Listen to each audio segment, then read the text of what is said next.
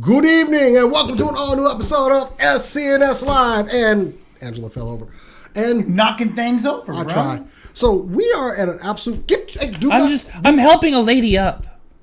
Do not fall if you're a woman around Zach, apparently. Anyway, guys, it's an all-new episode. It's episode 9. We are talking a lot of stuff tonight, but we're doing it with a skeleton crew tonight because people just didn't show up. I know, right? I know. It was responsibilities, I don't understand. So, but we are missing a couple people, and luckily, we got this. We got this. We do. I'm here, so everything's fine. It's three of us. Rob's working the board over there, ladies and gentlemen. Mr. Rob Entropy, keeping everything turning over there, even though he had some problems beginning. But not us. It was not him. The Death Glare. Our program. Death Glare.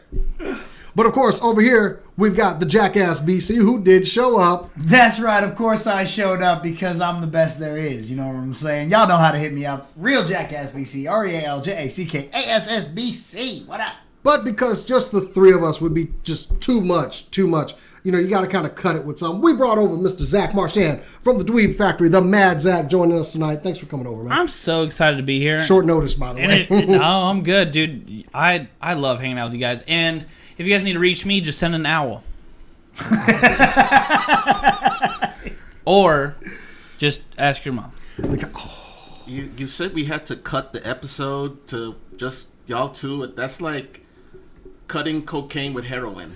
Yeah. Someone's going to get fucked up. Which is effective, sir. Which is very effective. Very effective. I talked to my detox lady about that. We are talking Iron Fist tonight. No, I'm sorry. That is a big part of it.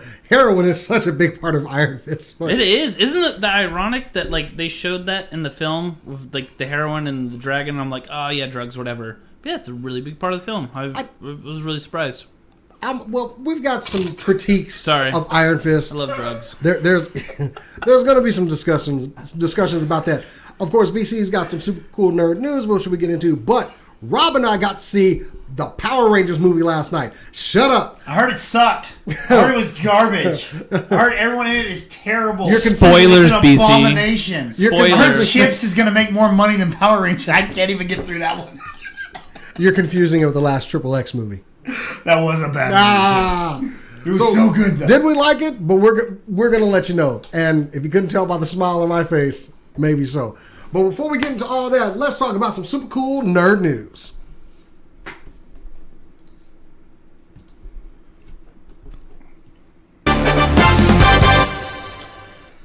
Super Cool Nerd News is powered by Cinelinx. Cinelinx.com, your one-stop for your news, reviews, editorials, and more. Keep it on Cinelinx. All right, it is our destiny to receive a new poster for Destiny 2. See what I did there? That was smooth, right? The most intriguing part of this poster is the September 8th release date rolled out on the top, and this probably means we will be getting more footage and information that will be pouring out of Activision Studios fairly soon, so be ready for that. It's a pretty damn cool poster, a lot of colors. There is hope from the House of L in the brand new Injustice 2 trailer. The trailer gives a more look into the story of Supergirl as she fights to stop her cousin from enslaving humanity. Injustice 2 will land on PlayStation 4 and Xbox One on May 16th, 2017. Speaking of trailers, Netflix has dropped its first trailer for Death Note. That's right. The first teaser trailer for Netflix's live-action adaptation of the hit 2003 Japanese manga Death Note. High school student Light Turner, played by Nate Wolf, is shown reading those words from the Tyler Supernatural notebook. Once he writes down a name of a person, they would be killed as he envisions it in his mind. I need one of those books. Yeah, we do. Looking as creepy as that trailer was, we got a new poster for Alien Covenant. Oh, hell no. Oh, hell no, indeed. The image was released Thursday morning by 20th Century Fox via their Twitter. And with an appropriate biblical outlook to the accompanying text, which has already appeared in earlier promos for the film, the path to paradise begins in hell. Alien Covenant hits theaters on May 19th. Sticking with posters, we also got our first look at the Dark Tower poster. We will still have to wait for the first trailer, but the first poster was dropped by Columbia Pictures and MRC's The Dark Tower has surfaced online, and it is stunning. The Stephen King novel adaptation stars Matthew McConaughey, good friend of mine, and Idris Elba, and it will hit theaters on July 28th. Superman is joining the Impossible Mission Force. That's right, Henry Cavill, the Man of Steel himself, has signed on to join Tom Cruise in the 6th installment of Mission Impossible. No word on what that role will be, but I bet it will be super, and it will actually make Tom Cruise look as small as he actually is, because there's a size difference there. A brand new image for Justice League has been dropped. Brand new. It's new. Haven't we already seen them walking towards the screen again? No, the Batman one today came out. It looks exactly the same as all the others. It's just them standing there. No, I used the JL one. No, he's standing on top of the gargoyle, and it's like a dick-up pig. Yeah, but that's not the image they released. That is from a little teaser trailer that they dropped, along with one from The Flash, that announced that we will be getting a new Justice League trailer on Saturday. So I guess that's something to look forward to from the brand new picture that's not really new at all. It's the same damn crap. Who gives a crap? Fox has announced that there's a new frontrunner for cable. That's right, it is Michael Shannon. Zod is jumping over to Fox. Really? The report cautions that he is not the only one in the running, but he is in the lead. Next week we'll have a brand new frontrunner, though. Sony is back at it again because we are getting another Spider-Man spinoff that is not a Spider-Man spinoff. It's just characters in their own random universe, I guess. Something like that. Anyway, right off the heels of the announcement of Venom, looks like we are getting the Black Cat and Silver Sable. Chris Yost, who penned the Thor Ragnarok, is on board to write the script. He is building off a previous version done by Westworld scribe Lisa Joy. Yost is credited in helping create X-23, who recently made her big screen debut in Fox's Logan. And Sony's Amy Pascal will be joined by Matt Tolmach to produce the project. And they will have nothing to do with the MCU. That's your super cool nerd news, powered by Cinelinx, Cinelinx.com, your one stop for your news, reviews, editorials, and more. What in the hell? Honestly, the Black Cat movie I think could be a good standalone if done right. I can think Catwoman, but good. No, those things don't go in the same sentence. Well, I know somebody else was excited just to hear about Silver Sable, which woohoo! I think that could be a winner. So what is Silver? She is basically like a high dollar bounty hunter. Yep. Here's my thing though. How are you gonna do this without Spider-Man? I can give you Black Cat and Silver Sable. Okay, I could see it. I wouldn't want it. I can't see it, but I can see it. No. Venom. How are you gonna do Venom without Spider-Man? I don't know. That one's stupid. I can't. I forgot about that. I'm focusing on Black Cat and Silver Sable because they were established before they were shown in comics. Okay, you can do Venom without Spider-Man if Venom's your good guy and he's going against Carnage. But I don't want to see that. Well, you could do Venom also if you're just like, oh, it's this alien thing that like is slowly killing you, but you're a hero. But that's not Venom. Exactly. You have to separate it from the source material almost altogether. Here's what I think it could be is maybe this means they're gonna try and run their own separate Spider-Man universe, and maybe they won't use Peter Parker, but we could get, I don't know, like some kind of version of a Ben Reilly or some kind of version of a Miles Morales. Even though we're getting him in animated, so maybe not. But honestly, these characters are established. You don't need Spider-Man to build these characters. You don't. Just tell these stories. She's a thief. Silver Sable goes after high dollar bounties, supervillains, and stuff like that. These movies can stand on their own. But do you really want to see them without Spider-Man? Yeah, I'm fine with it. Yeah, I don't. As far as Silver Sable goes, I got uber excited when we saw Felicia Hardy being played by Jen Erso in The Amazing Spider-Man 2.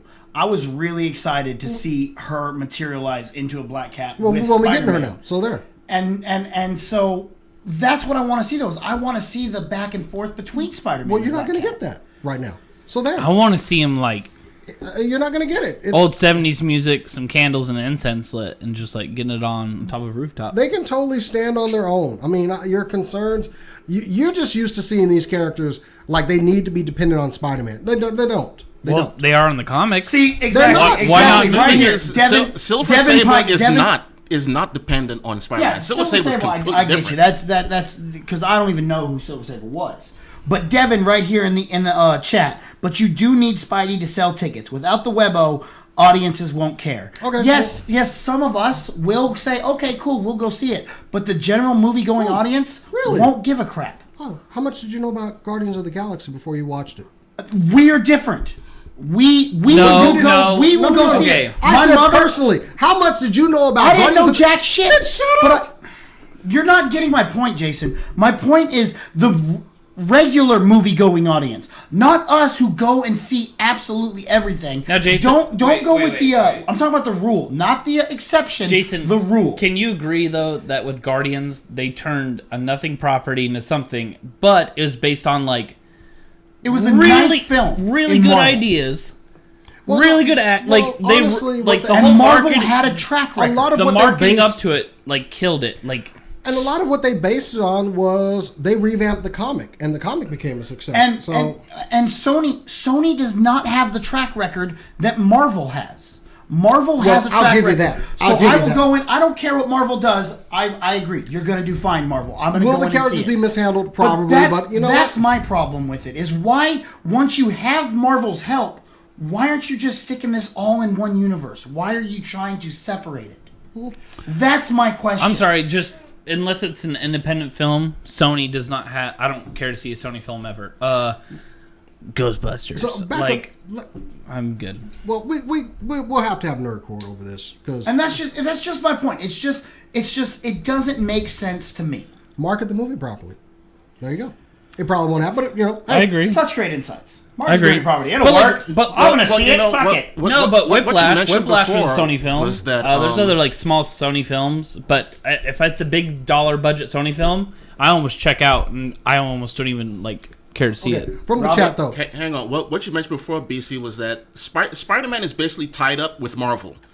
If they want to use Spider-Man, they have to go through Marvel because Marvel is wanting to screw up what they have since they put the MCU in there. Yeah. So maybe Sony's trying to get their own web slinger to use separate from that's my question. Spider-Man. Does that mean they bring in like a Ben Reilly or a Miles Morales or someone else to be a Spider-Man? No, Miles Morales is having his own animated movie. An animated one, but great job, guys. By the way, they could easily bring Miles in. I would prefer Miles over Ben Reilly. That would make me a little more interested in it. If there was a separate Spider-Man universe. Well, currently it's a thought, so we'll see what happens of it. How are we feeling about, from the chat though, how are you feeling about Michael Shannon playing Cable? I don't like it. Was what Carl was asking about? Yeah, that's what okay. Okay. I thought I was talking about me. I took that really personally. Look, Michael Shannon's one of those guys that when you see him, you now see Michael Shannon. You know, like he has those mannerisms to him, and I just don't like. I wanted someone a little less known. I really wanted Stephen Lang, but it's not going to happen. I think Stephen Lang would have been perfect if this was 5-10 years ago. What about that guy from Stranger Things they talked about? The cop from Stranger Things. Oh yeah, he was the front runner like 2 weeks ago. Exactly. Oh wow, yeah. I would like. I like that. He's just building his career kind of now. So I think he would have worked really well. He would have been able to get into the role, and you would see the role a little more. Yeah, Michael Shannon. I'm afraid that I'm gonna hear Zod. What about Pierce Brosnan? Which that was the first tease. Remember? No. Sheriff Hooper. That's the. Oh okay. Yeah. I could Good see, call, Devin. I like that one the best. He still could be it. We still don't know. I mean, they're just saying he's the front runner. And there's I honestly forgot about that one because I kind of heard it in passing. But yeah, totally could see him. Dude, they also announced that Brad Pitt wanted to play Cable. Fuck off. And apparently he had talked to Brad them. Pitt could have done it. Go away. Brad Pitt could have done it. Brad Pitt could have done it. David Harbour. There you go. There you go. That's who it was. Here's the thing. So you guys have to remember. Think about how great the marketing was for the first Deadpool. Yeah. They trolled the general audience. I think the second marketing of Deadpool, I think they're just like, dude, we're going to be in the news, like any kind of geek podcast news. We're going to be in it every single week. No. We're going to throw you the most random bull crap, and it's going to be verified by us, and then we're going to change it every week. Like, I feel like they're trolling us just to get us to talk about them. Look, Deadpool was pretty much, if you build it, they will come. They got lucky. We've been wanting that one for years. If you build it and put Ryan Reynolds in the suit, we will come. And that is exactly what happened. And they did it. All they needed to do was release several times. So that was just money on the table, and all they had to do was go collect. But anyway, seriously, how much more Justice League fucking hype are they gonna do? Because we're right around the corner. I don't understand it because it's not hype. It's the same picture with different background. They're just standing there. If I see them walking towards the camera one more time, I said in our chat, we're not putting this in the news. I'm not putting this stupid picture in the news because it's the same. And then I saw the preview things for the trailer, and I was like, oh, God damn it. I did not use the picture of them standing there because it was the same thing we saw every time. I got the picture from Zack Snyder's Twitter that had the Unite and the JL with the little red star in it. And that was that's going to be a poster. So. On the film promotion side, so right now I'm doing the marketing for a Well Go USA movie, Buster's Malheart, with Rami Malek. So I'm doing all the social media stuff for it, and they're like, you need to look at what Get Out did. You just copy that. Just do that. So I go and look at it. Dude, they reuse like the same 5 assets in like a couple different ways 100 times. Yeah. Like, I think it's a lot more apparent than you think, just reusing the same assets over and over and over again. It is. But the problem is, look, Get Out is not something that we're going to pick up on because it's its own original property. We're not going to. When we see, the audience is not dissecting the Get Out trailer. All right, we're going to look at freeze frame and dissect everything that comes out for Justice League and anything else superhero related. That's what we do. But what I'm saying is reusing the same image. I don't like the same stills or images or whatever it may be. That's just how you keep certain things under wraps, and that's how you also build hype. I get it, but stop promoting it like it's something brand new that you're giving me. Well, the trailer Saturday is going to be brand new. San Diego Comic-Con is right around the corner yet again. And you have to... Wait, when is the movie coming out? What's the release date for this I'll look it up. Go on. Okay, the other thing that I wanted to bring on, Destiny 2. You played Destiny? Yes. Okay, you played... Yeah, of course you played Destiny. I played Destiny, yeah, but hopefully Kevin's watching. The DLC. Kevin's a big... Well, this is a new one. So I did want to say this is probably going to be the one that I actually buy for PS4 so I can play with you and Matt. I call Hunter. Those bastards play for 2 weeks and they're done. Well, I'll play with you. Phrasing? Are we still doing phrasing? So I think this will be the one I actually get to play with the crew. So we could probably have some good times on there. But anyway, what else do we have? Or was that? Did we get everything? Did you want to talk about the by the way Justice trailer? Devin, real quick, hit me up. I would love to give you a signed poster and get private screening. Injustice is still quite a ways away, I think. So I'm like, May. It's May. Yeah, that's still quite. I mean, they got a lot. They're gonna keep giving us teasers for this, and at some point, I'm gonna get tired of the teasers because look, the list of fighters is already bigger than the first Injustice. Okay, fine. I'm loving the move sets. Everything looks good. The first Injustice game had one of the best storylines to accompany the story mode that I've ever seen. I think the biggest mistake is they think this can be a competitive fighting game because they said armor is not allowed in competitive fighting. And I'm like, do you guys know you're not going to be an esports game? Like, just put armor in competitive fighting. It's not that big of a deal. Like, Injustice will never have, like, legitimate tournaments. Why not? Stop. I don't think it will. I think Mortal Kombat 10 is what legitimate tournaments. Street Fighter's legitimate tournaments. Injustice is a fine game. I am overhyped for this game. I cannot wait for it. I love the first one. Was so good. I just recently rebought the first one and a 360 so I could play it. Like, that's how excited I am for the new one, man. Yeah, check you out, money bags. The thing about the game, it was very well, graphic wise, it was very good. Story wise, it was even better. If you take all of the fighting out and just cut the scenes, you have a 3-hour DC movie. Yeah, a good one too. I know. I watched it on YouTube. Like, this is great. I watched that whole thing. The comics are really good too. It was, and they're still going. So they kind of found a good fire with this one. So long as they keep that level, and they're continuing the story too, which I'm happy with. I'm really excited to see what they do with the like downloadable content and whatnot. Because like on the first one, you got Penny Diamond. You got Green Arrow, and you could get the Arrow costume from the show. Oh, that was such a great touch. That so man, are we gonna get now? Because now you could get Supergirl. They've already shown every character's getting like 4 costumes. You could get Flash. You can get the Grant Gustin Flash. You could get more of the Arrow costumes. I'm overhyped for that stuff, man. Those like, that's so DLC, cool. those DLCs are actually going to make more money than the advertising of those shows, probably. So, anyway, thanks, BC. It's our super cool nerd news. So, okay, we got. I wrote that extremely hungover today. I don't have any sympathy for you. You did a good job. What's a hangover? I didn't go to bed It's till something. 5. It's something us white people get. Huh? I don't get hangovers. I didn't go to bed till 5, and then I had to wake up. Unless I do something stupid during All-Con and drink moonshine, which I didn't do this year. So that's good. Okay, so You know what we need to talk about next, Jason? What?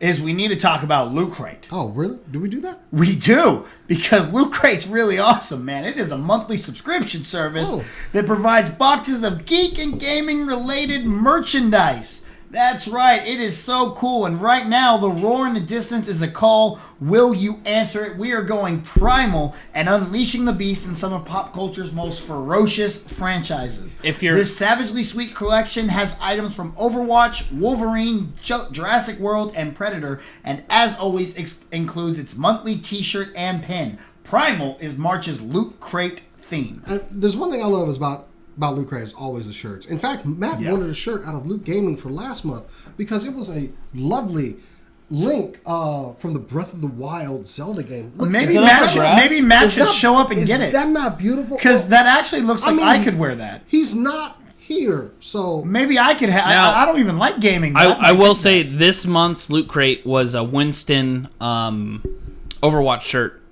And it's the best shirt I think I've gotten Loot Crate. Yes, period. I love Overwatch. It was really good fabric. It was really good fabric, and it wasn't like. Have you noticed some Loot Crate shirts fit the one a little? I'm wearing? Yeah, fit a little tight. Like this one was very lucid fit, and it was an original graphic that's not on any other T-shirts. And I love getting.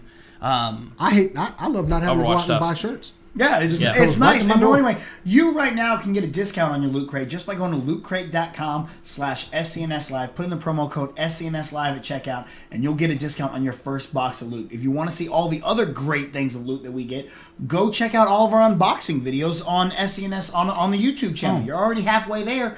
Go look at all the stuff you're missing. You'll never want to miss out on Loot Crate again. Predator bottle opener was very, very dignified. Nice.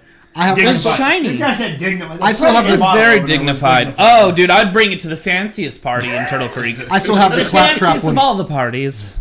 Well, what did happen last? Right after the show ended, Iron Fist from Marvel debuted on Netflix. So we got our last Defender. Oh, son of a bitch! I just finished it, like literally before I left my apartment to come. High five! High five! No, the ending sucked, but everything else, high five. I saw it. You know me. Well, you know what I do. I'm sorry. Look. I got to I literally lost 2 days of my life. 10 or 11 or something like that. Before I bash on this thing too much. Yeah, so let's just give a brief kind of So, review. Rob, what point did you stop at? You said 10? What's happening? The last thing I remember seeing was Danny fighting to get out of that school or whatever. Mm-hmm. Whatever episode that was. That's the last thing I remember seeing.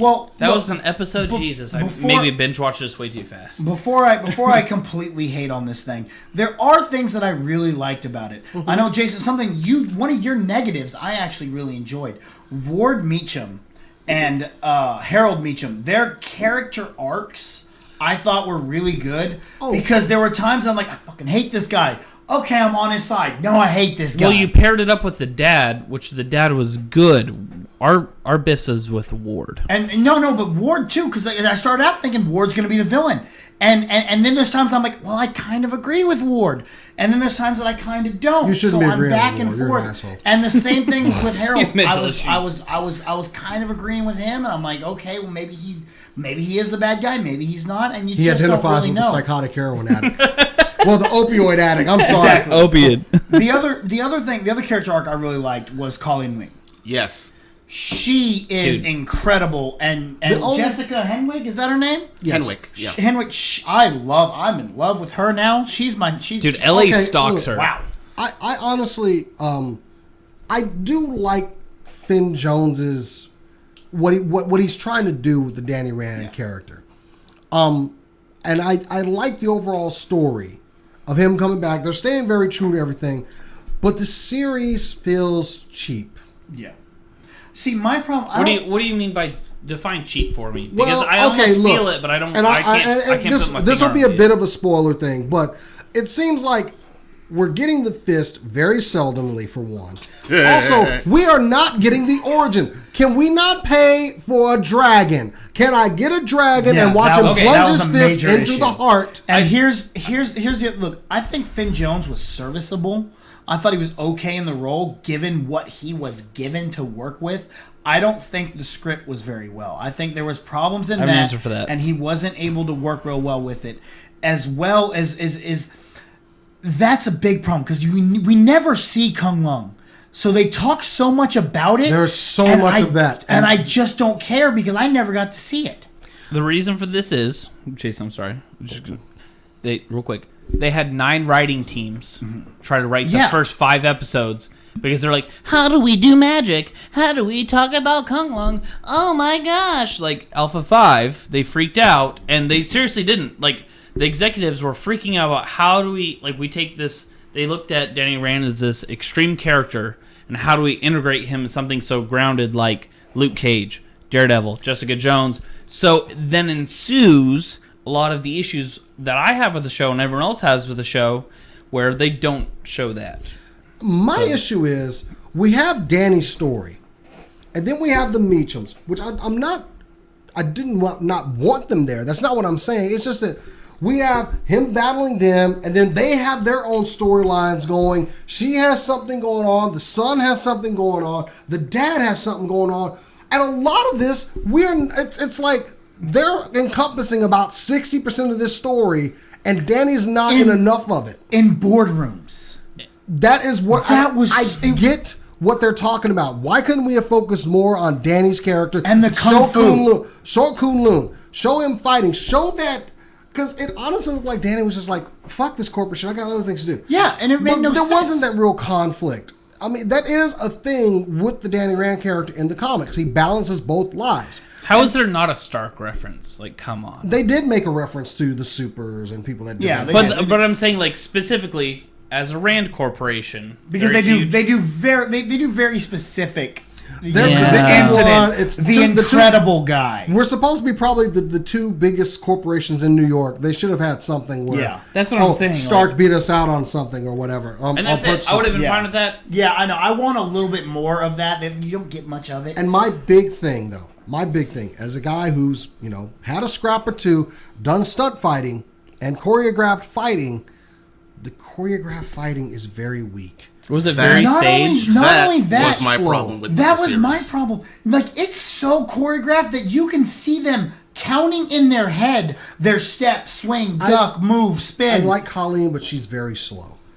She's very slow. See, hers weren't as bad. Like, when she's in the cage beating the shit out of those big guys. That was a good fight. Those were dope. But when Finn Jones is on there fighting, and this is the problem, that he wanted to do his fights himself. He wanted to do it, and he's not a martial artist. So the stuntmen are having to slow down so they don't actually punch him in the face. The solution to this would have been... I saw a couple scenes where you could see these guys pulling their swings, and it's like... And when you compare them to Daredevil, who Charlie Cox, who actually is a martial artist, if I'm not mistaken. I don't think Charlie Cox had a really good stuntman. Okay? I think he had a good amount of real training. Well, Finn Jones had about 3 months of training, and it looks like he needed about... Finn Jones had 3 weeks of training. Yeah. And from what I'm told... That's it. And before the scene, they did a 15-minute practice before he shot a fighting scene. 3 weeks. 3 weeks. Oh, I'm sorry. He was he was told he had the role at the end of February, and filming started mid-April. Oh. And now Silver Lining, from what I'm told, when they finished filming, he has been training ever since. That's getting ready for Defenders. Good, but that's now he's prepared. And I think he should have been prepared before. Well, he wasn't given the opportunity to get prepared. He just said it. He less than a month. Okay, so that's like the XFL. Okay, hey, you know what? You're a team. You start tomorrow. If he shows improvement, fine. Okay, I'll deal with that. But still the easy solution to this would have been, okay, Finn, do what you can. Stuntman, put that do-rag over your head and cover your eyes. There. He's got a beard, and that. It would work. It would have worked. We should have relied more on stuntman. I want to do my own stunts. That's very admirable of you, Finn. But this is a martial arts series. The martial arts needs to be look good. Now, if you want to go over the stuntman and try something, go ahead. Yeah. Even not Andrew Garfield. Our new Spider-Man. Tom Holland. Tom Holland. Tom is a very good athlete, but he has a stuntman, and he shows a lot of video of him fooling around with the stuntman, them matching each other. That's fine. Use a stuntman. They could have put that mask over his head, and this would have been an easy. And fix. there are times in it that you can physically tell that is the stuntman. There's sometimes that it's not Finn Jones, and when it's not, you can notice it very well. Positives though, because I feel like we're harping a lot of negatives. Because there's a lot of positives. Positive, I think, like the first few episodes, he gets what the Danny Rand character is about. He has that monkish feeling that Danny should have when he's always talking about the monastery. Now, you're going to know this a lot more than me, because once again, I don't know the history of... But going into this, I felt like, knowing what I know of Heroes for Hire and his bromance buddyship with Luke Cage, I felt he was going to be a really fun character. Well, see, we got little inklings of that. Like, when the second Only in the very beginning, we get real fun from him, and then he gets crybaby. Well, I think what happened is this is a very small, like, microscope point of his life. Yeah. Which, you're right, I don't think it reflects him as a whole as a character. But yeah, if I had to, like, put a pinpoint on 12 weeks of his life, yeah, he's probably, like, pretty upset and mad. He is major focus because now he is faced with the Hand, his sworn enemy. Yes, he is feeling more into his role. I kind of got that a little bit. But I honestly, when he was, whenever he interacts with other people, I feel like I'm seeing what I want to see when him and Luke Cage meet up. I can't wait for that. Which, you know how him and Luke are going to connect, right? Music. Well, his iPod, they were going through the music, and she's like, man, you are a badass 10-year-old. And she's like, Wu-Tang Clan. And she's going through it. I was like, dude, that's how him and Luke are going to connect. Bro, it's going to be the music. I am turning it on. The first shot, I marked the F out. He's walking through New York with no shoes, listening to Outkast. I'm like, this motherfucker's this is me. This is me right here. But yeah, sorry. No cut you off. I gotta say that. What up? So I mean, I'm seeing good things on that front, and I feel confident. Like when they finally do meet up, I think some of Finn Jones's shortcomings are helped by experienced actors. Yeah.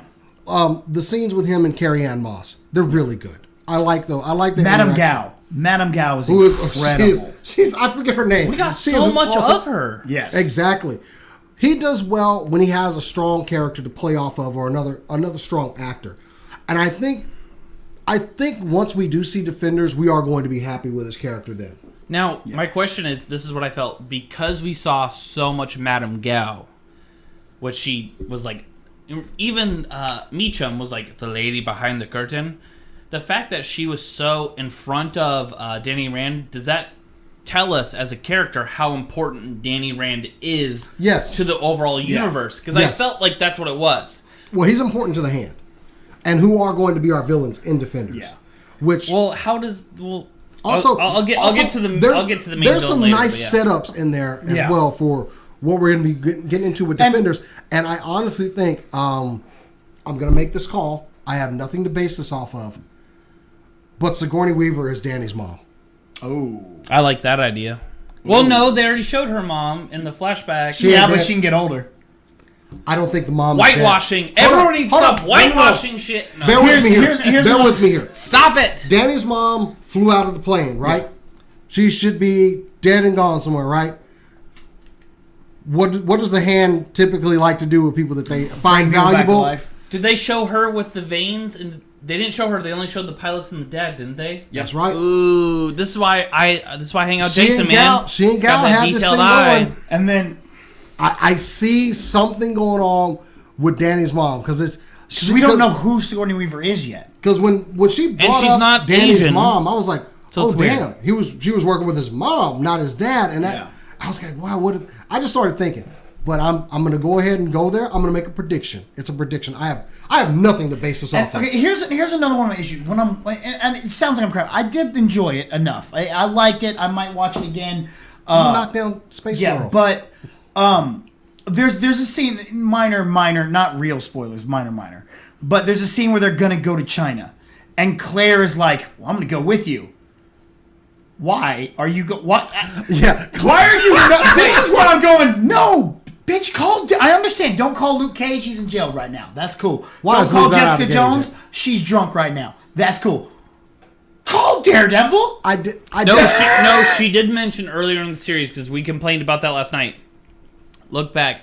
He said, "No, I can't. He's tied." Like he said, he's tied up with something. No, but I thought you were talking about Luke Cage in that. No, she's talking about Daredevil. She's like, I have a friend that could help out, but he if anything he we know about, and she's talking about legal work, and she goes, my friend who's a legal friend who cannot come right now for some reason. I'm still just like, Claire, what are you helping? You don't need to go to China. Then there's a scene where Joy, I like she has the claws. And this is all like story stuff that's bothering me. There's a scene where Joy goes to find Danny Rand, and they're just on a random street, and she goes, "I thought I'd find you here, on 5th and 8th, just walking down the street." What? Nobody finds anybody in New York. That was his favorite street. I guess so. I think one of the major issues is there's no one fun in this series.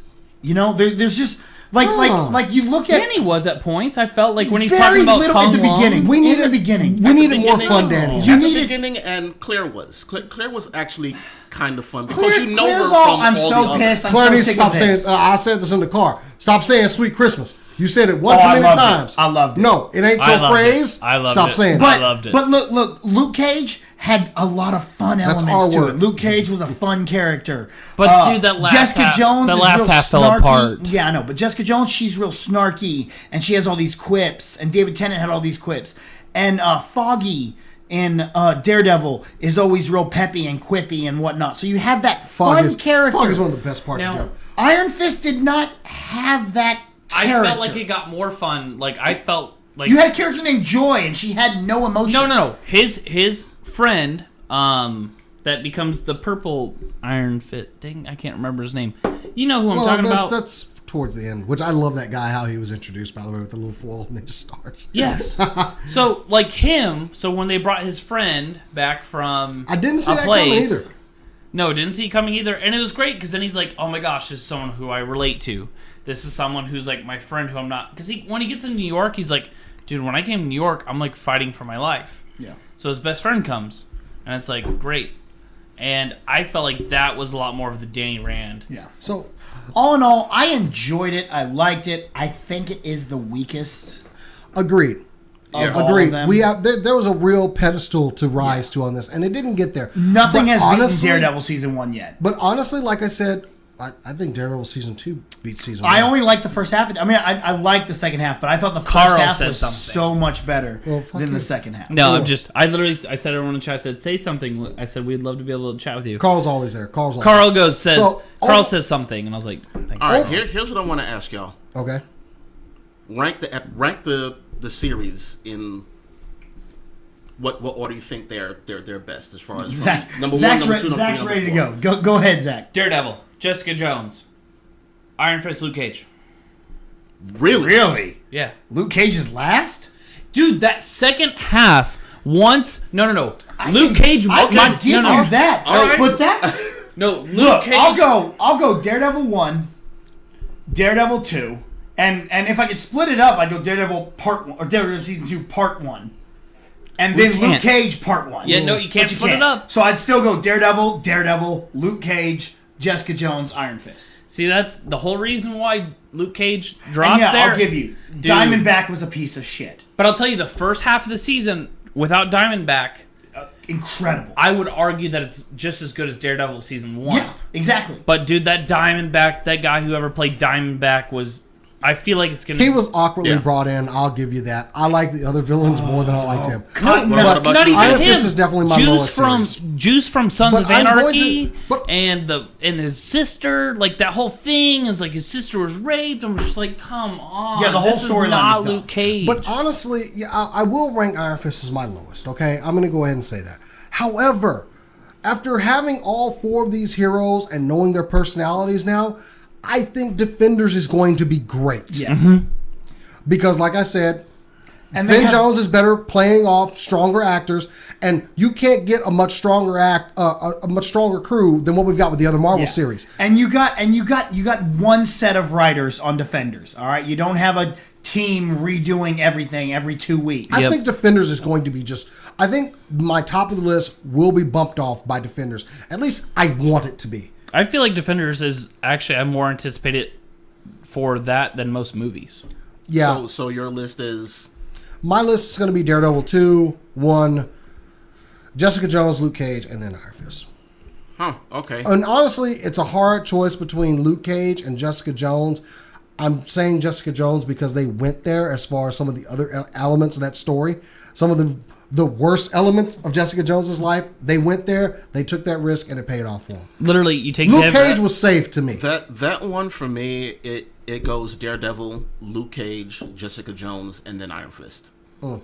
Jessica Jones was actually a pretty dull story to me. Yeah. The only thing that gave that story life was the Purple Man, David Tennant. David Tennant. And that's why I'm saying overall, it would have been the worst. When him and Luke Cage for the aren't on messages screen, I'm just waiting to see them again in Jessica Jones. But I think what they've built towards, like with all Marvel movies, the end result, we're going to be left in awe. So we got to move on because we're running out of time.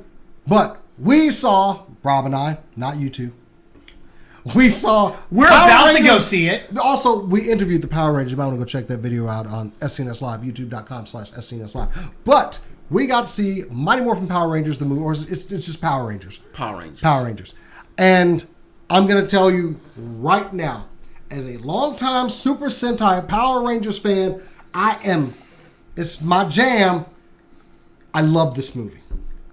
I love this movie for multiple reasons. First of all, it is shot in a way I absolutely love the camera work on it. I mean, I've heard about the 300 scenes. I've heard about. It's easy to say, the parts where they're not Rangers are boring. No, they're not, because they're shot so well. The camera work is great. When you look at it from that side, you're like, the camera work looks good. Cinematography looks good. There was a lot of, they're the Breakfast Club. Well, you know what? That works. Okay? I don't know what you want. They're teenagers. I thought the characterizations between all of them, and they played very well off of each other. Yep. You can tell these guys actually liked each other. I could tell that when I did the interview with them, because they were like joking around and messing around. They were having fun. Now, I believe that you would have walked out and loved it no matter what. So what I want is Rob's opinion first, because Rob ain't gonna sugarcoat it no matter what. So I want to hear Rob's opinion before I ask any real questions. And not a Super Sentai fan. Yeah, exactly. That's my thing. Not a Power Rangers fan. Rob, you're just a casual Power Ranger fan. Yeah, right? I watched Power Rangers back in the 80s when it first started here. That's basically all I watched. I haven't watched Power Rangers for years and years. I know after they became the Cars, I was like, I'm out. Yeah, I think I was. So Turbo, yeah. Turbo. I watched the movie just because Kimberly was in it, and then I was like, I'm out. Or Car Ranger. So when the little kid was like a tiny kid and he morphed into a giant. No, I'm out. Car Ranger was the best because they had like the hottest villain ever. Yeah. Oh, she was hot. And then the Red Ranger fell in love with her, and then Rob, your opinion on the movie? This movie is freaking great. Okay. CJ, the Blue Ranger, is awesome. RJ Kyler. RJ. You know how Billy back in the original series was this fumbling, clumsy kind of kid. He was a nerd that really didn't fit in. When he wasn't the Ranger, he couldn't do anything. Yeah, he couldn't do anything. With this time, made him black kid, but he has autism. That's what I was wondering. That's what I was wondering, because for me, my sister, she has Asperger's, she's autistic. Yeah. And it's a very big part of my family. And the only other portrayal of an autistic kid in film or TV was on Friday Night Lights. Other than that, there's not been one. And let me tell you, that's why I was asking. They represented it very well. For a subject like that, they presented it very well. That's really interesting, because if you think about it, when you have to update the Mighty Morphin Power Ranger and you look at the characters that they each played, those characters don't really exist in today's society. Let me tell you something. But let me tell you something else about why RJ Kyler, and we even said in the interview, he's our favorite probably. That's because RJ Kyler in real life is a prankster. He's a joker. He's not serious. And then I saw him playing this role. That guy is going to have I hope he has a very, very good career ahead of him. I do. Because he can act. As far as this movie goes, he is the heart of this team. Yeah. It's easily seen. He is the heart of this team. And your girl, Becky G, She probably got the least exposure, but I really like her character. No. I really liked her in this one. I love her too. And they handled her being gay. It was. Is it kind of like Beauty and the Beast? It's very subtle. Where you're like, he's not like maybe he's gay. I don't really care. It's pretty much how we would look at it. They're gay. That's it. It's touched on. Wait. So we don't get Trini and Kimberly. No. Damn it! I was You're gonna have to go to Did you 4chan ever for that. Did you ever see RJ and Vice Principals? The HBO show I Danny saw Vice McBride. Principal, but I can't remember seeing him in it. Vice Principals with Danny McBride. Yeah. He was the son. He was one of the sons. But okay. Sorry, I was asking about that because that's the last thing I saw him in. Yeah, he was someone before this. So one of the things that we had that we kind of thought we might have an issue with was the Zords. What did you have the issue? Honestly, no. We didn't let Rob finish. Yeah, did he not finish? Go ahead. No, I'm good. Go ahead. Sorry, my bad. You know what? Way to ruin the show. I'm sorry. It's like I do this every week. Okay, I'm a Rob fanboy. I apologize. My big gripe about the Zords went away fairly quickly because the last part comes at you so hectic and just so you are so hype at this point, you don't care. You no longer care because the build up they do to the final battle is very well executed. No, I'm assuming from what I heard, it's a typical origin story where it is big build up till we actually get like but I think they handled it very well. And like I said, the cast and how they play off of each other helps us get through that. It's not like boom, we the Power Rangers. It's slow build. It gets to it pretty quickly for them having everything and setting up. But yeah, we don't get the full on Ranger scene until it does take some building up to do. Yeah, it takes a while because the movie is about they wanted kids with attitudes. So these kids have attitudes. They have completely opposite. This is the Breakfast Club. Like that. So the whole movie was basically about them coming together and becoming a team to be the Power Rangers to fight Rita and do whatever. And it kind of comes in it just comes like that, and once it does, like Jason said, shit just starts going. It just starts hitting. And their personalities are so different, and they really—that's the other thing. They played up their personalities so well, and how very, very different they all were. Now, that's acting. The acting is good in my opinion. Do you have any gripes? Like, is there any negatives? I do have one more. There's the glaring one that everyone's talking about, and I want to see if you guys bring it up. There was one scene in that movie where I fucking cried. I mean, tears.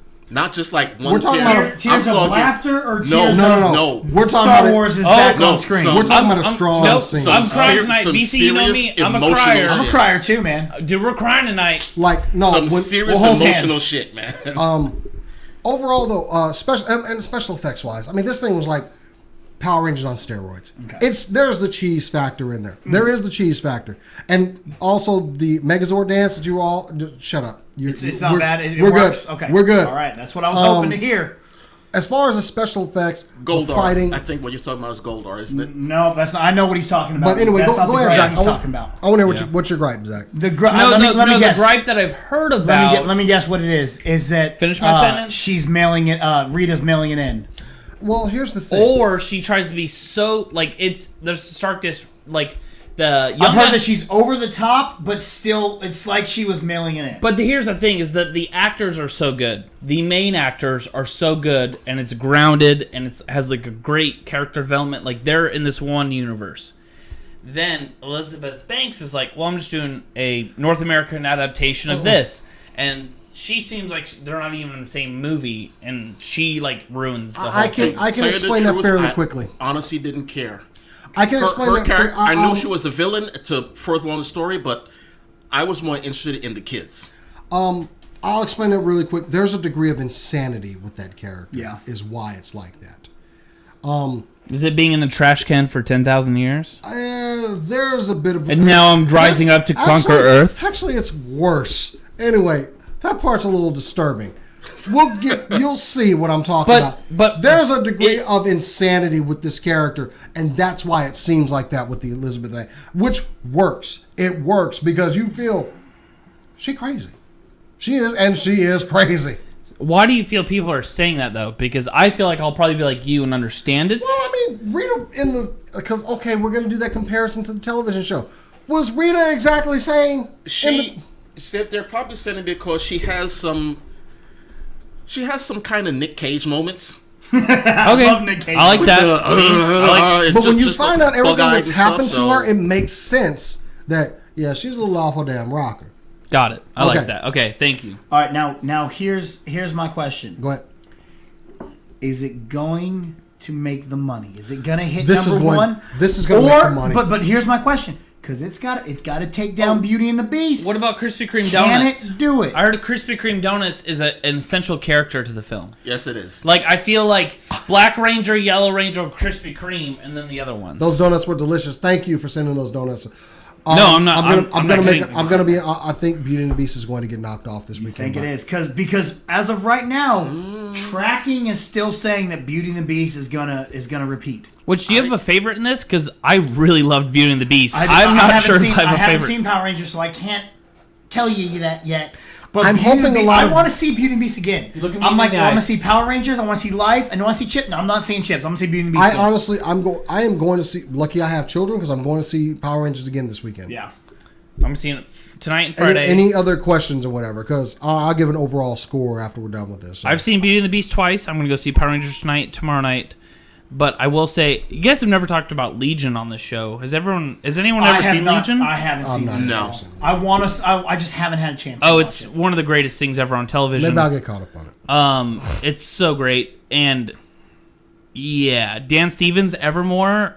There's a slight part of me that says I want Beauty and Beast to win, but I don't know. I'll wait for tonight. So on a scale, 5 stars. Considering I went in low expectations on this movie.